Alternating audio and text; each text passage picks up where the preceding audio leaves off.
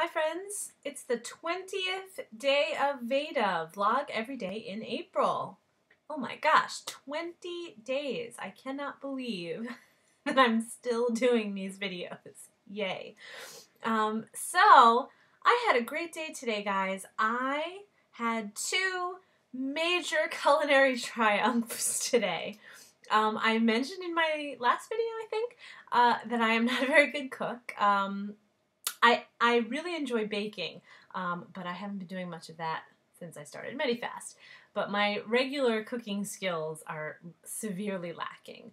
But today, I had, what for most people would be a minor culinary victory. I had a major one. For the first time ever, I actually got one of the Medifast pancakes to turn out like a pancake. Usually the flipping stage is what does them in, and they turn into a disgusting mess. I already mentioned that I do not like the Medifast muffins, or excuse me, making a muffin out of the pancake batter, so I try so hard to get the pancakes to work and look like actual pancakes, and today I succeeded. I made a chocolate chip pancake. I think this success was due largely in part to my new mini griddle that I got. I'm getting tired of washing, like all these dishes and pans and all this stuff. So I got a teeny tiny little griddle, and I'll show you a picture of the griddle with the awesome pancake on it so that there is photographic evidence of my ability to flip a pancake. Here it is.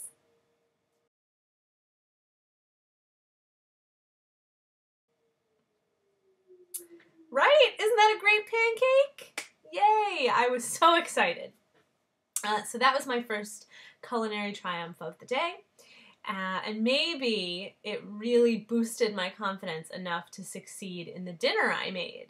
I have been wanting to try the cauliflower pizza crust for a long time, and tonight I did it.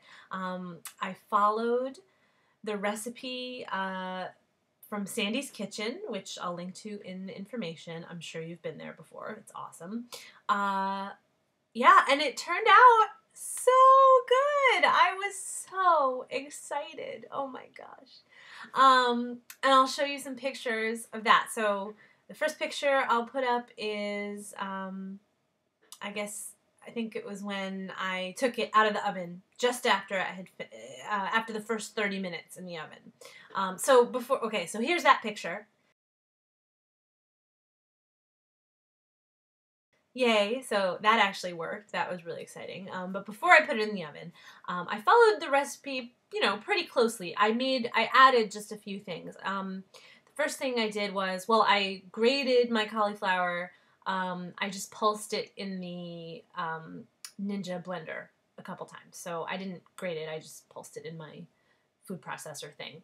And while I was doing that, I added some roasted garlic. I like to roast a bunch of garlic like at the beginning of the week because I really like roasted garlic in my foods. And yeah, so I think I added 2 cloves of roasted garlic, which is much sweeter than raw or like sauteed garlic.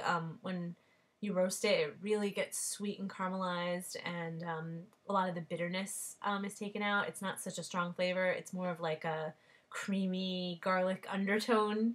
So I added that to the cauliflower as I was pulsing it, so it kind of got, chopped up and mixed in. So that was delicious. Let's see, I used the 3 cheese blend, which was recommended. I used a Weight Watchers one. They're all kind of similar in content. What else did I do differently? So that was my crust. Oh, I added some oregano too, which is pretty standard for pizza. Okay, and then, amazing, I managed to flip it over without it breaking. I am no good at flipping anything, as we talked about with the pancakes. But I didn't flip it with a spatula. I kind of cheated. So when I pulled the pizza tray out of the oven, I put another piece of parchment paper on top, and then I flipped it in the parchment paper. Here's a picture of that step.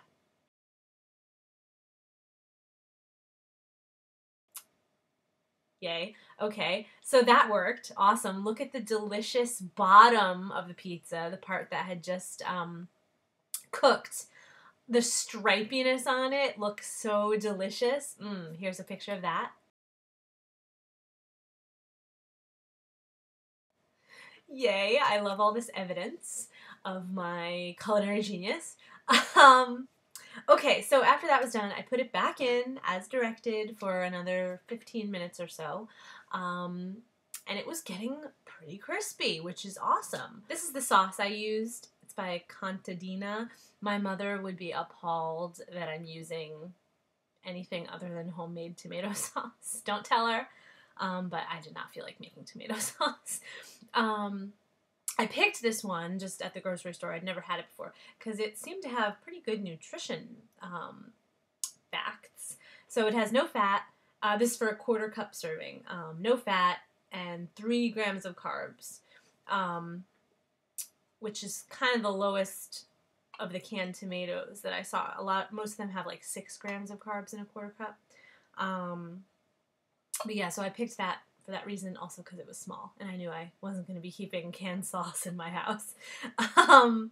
So, and I don't really like a saucy pizza much, so I probably didn't even use the whole 1/4 cup. I don't think I did. So, yeah, this was good for me. It's pretty thin. That's the only thing. I did add a tiny, tiny amount of pre-made pesto sauce, just so I wanted that basil flavor, but I didn't have any fresh basil. But it wasn't that much. It wasn't like I was having, you know, half a cup of pesto sauce. I just wanted that flavor, but next time I'll remember to buy fresh basil so that I don't have to add any extra oil.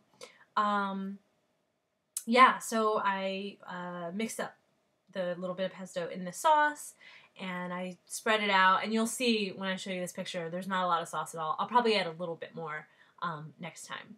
And then I used fat-free mozzarella shreds on Sandy's Kitchen recipe. She uses like a part skim. I just happened to have the fat-free, so I used that, and it turned out fine. Okay, so here's a picture of the cheese being sprinkled on top. Yay.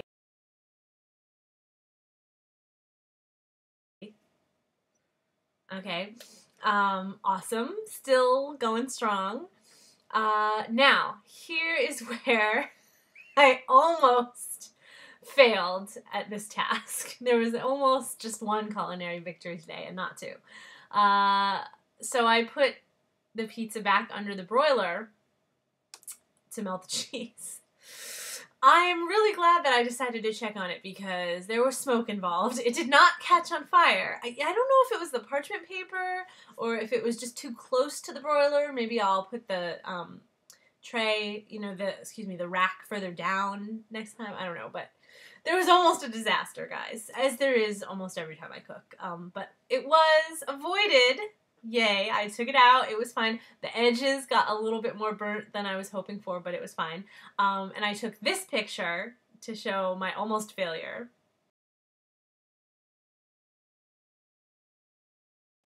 Okay, and then I said, maybe I'll just be sneaky and transfer this burnt, charred edge pizza to the nice, clean piece of parchment paper so it doesn't look like I nearly set my kitchen on fire. So I did. I wasn't planning on showing you the previous image, but in the interest of transparency, I'll show you my sneaky picture too, which is here.